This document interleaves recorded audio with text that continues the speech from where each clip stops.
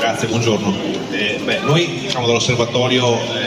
regionale abbiamo assistito allibiti, a quello che al dibattito che si è scatenato ad Adria sulle segnalazioni del circolo che chiedeva un coinvolgimento, un confronto su quella di un'opera che riteneva, come ha spiegato bene Hermes, essere un'opera su cui approfondire la conoscenza, la partecipazione dei cittadini, e il dibattito che si è scatenato ci ha lasciato particolarmente allibiti, in particolare poi una serie di tentativi di strumentalizzare l'associazione ad altri scopi che sono quelli del dibattito all'interno delle aule del Consiglio Comunale, che non ci riguardano, non ci competono, perché l'associazione lavora e opera in completa autonomia, fa politica ma non fa certo parte e non appartiene e non fa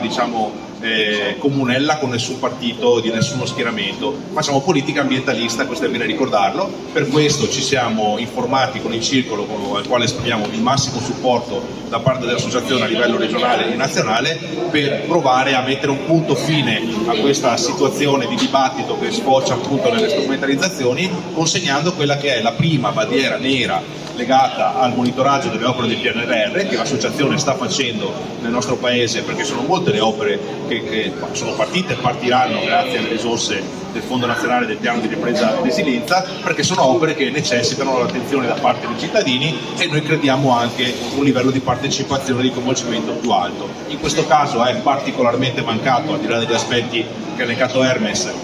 la partecipazione e la volontà di confronto, che anzi è stata addirittura evitata in tutti i modi, e su questo noi vogliamo mettere un punto finale consegnando all'amministrazione comunale, ora la consegneremo, questa bandiera nera, che è un primato negativo, perché è la prima che consegniamo rispetto alle opere, ripeto, che sono in corso d'opera o che si realizzeranno, anche per far capire che le antenne sono dritte da parte delle associazioni ambientaliste, e Legambiente sicuramente, ma anche altre che fanno parte dei laboratori di monitoraggio delle opere del PNRR,